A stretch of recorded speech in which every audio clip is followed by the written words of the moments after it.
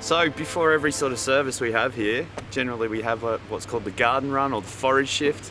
Just before lunchtime, I grab a very lovely looking cutlery tray and I run up around the coastal path, and we get heaps of, at the moment there's lots of sorrel, pennywort, so I'm going to go and show you what we do.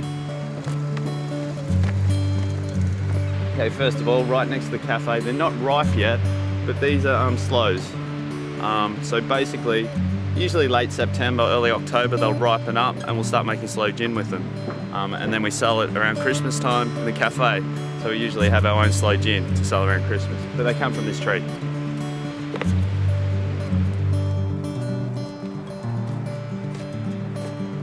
Okay, what I'm looking for here is something that has sort of 2 cycles, 2 seasons.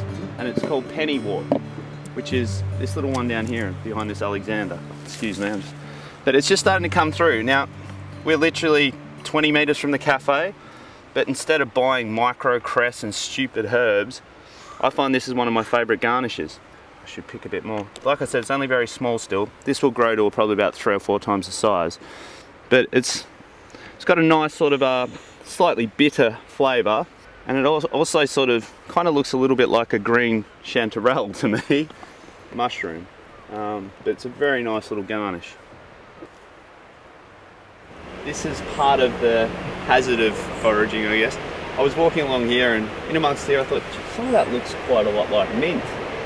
Through a lot of nettles, but I started looking a bit closer at it.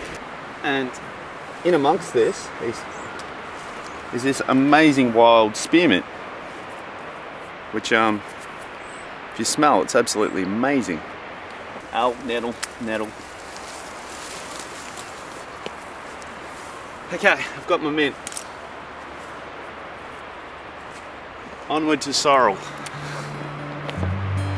Sort of littering the path at the moment is all these little white, almost like little bulbs. And this is the bulb off wild garlic. The white flowered green stalk that you see come out in early spring. They give that really full-on garlic smell when you're walking around the coastal path. Now these little bulbs we use quite a lot. They can be pickled, served with beef, also served it with salmon as well. They've got a little bit of a chestnut characteristics with it, that sort of hint of garlic and onion, but 3-cornered leek it's also called. It just grows like rampant in early spring. Something we use then. But that's the beauty of foraging, like you come up here in another 2 months it's completely different again.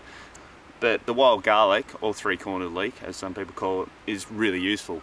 It's got 3, you can use the flower, you can use the stem, and you can also use the bulb.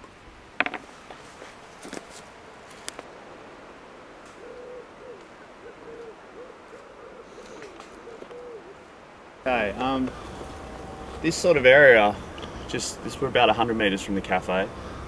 There's probably the best for foraging.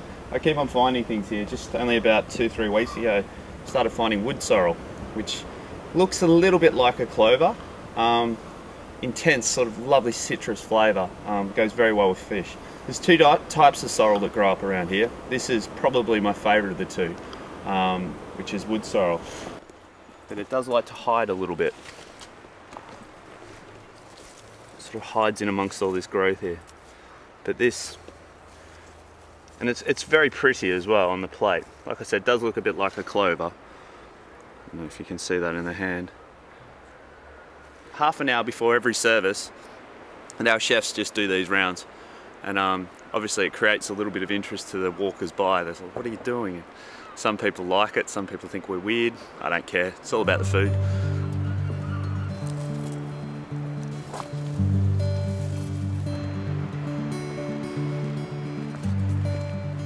Just up on the path here, got some rose hips. Now, these are good for some things. We use them a little bit in desserts, but you have to take the skin off and you have to cook them right out and add quite a lot of sugar to them. Now, this actual fruit has the highest concentration levels of vitamin C, or vitamin C, depending where you're from. They sort of got a bit of a story, because I know from the first fleet that actually went to Australia, because scurvy levels were so high, they actually used a lot of this and gave it to the convicts on the way over to Australia, made preserves and stuff to try and keep the scurvy levels down. So rose hips were very important to maybe some of my ancestors. This one here, believe it or not, is very edible and very handy as well in the kitchen. We use it quite a lot. You see it everywhere this time of the year. These yellow flowers are just dotting the landscape right next to the A30 everywhere. It is wild mustard cress. Now these flowers give off a really, really nice mustard, mild mustard flavour. Once again, the flavour characteristic goes very well with beef. You know, it's even got a tinge of maybe a little bit of horseradish flavour to it. It is everywhere, but it's very edible and quite nice. You can imagine it on an open steak sandwich or something.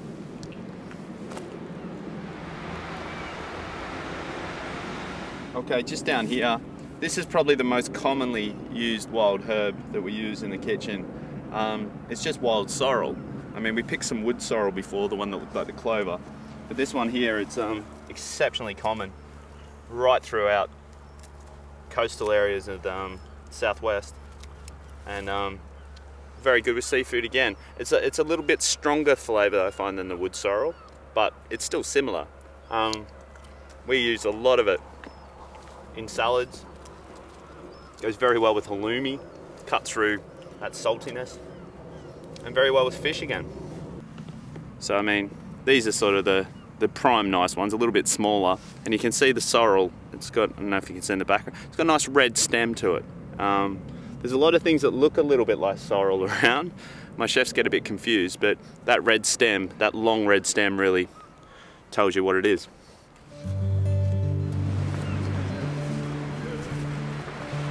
And during the early spring, I was talking about wild garlic. A lot of wild garlic grows over here. What we found is the wild garlic that grows over here, it's saltier. So when we've made, like, you know, wild garlic soups, we don't have to season them as much.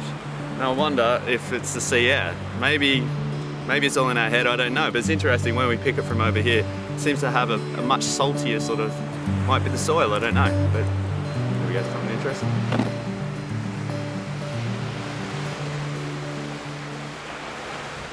So now I'm going to try and find some samphire.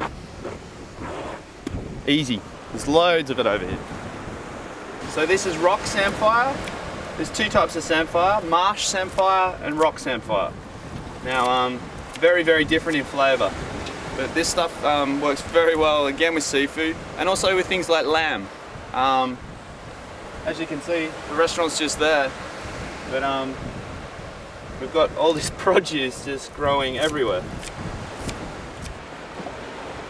So once again, I just think that we're so lucky to be in Cornwall and have this.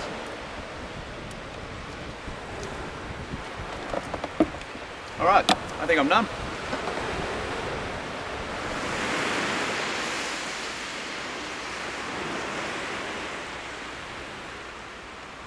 Okay, so I've got my cutlery tray full of herbs now. I've got some wild spearmint, some wood sorrel, some rock samphire, some normal wild sorrel, rose hips, and pennywort.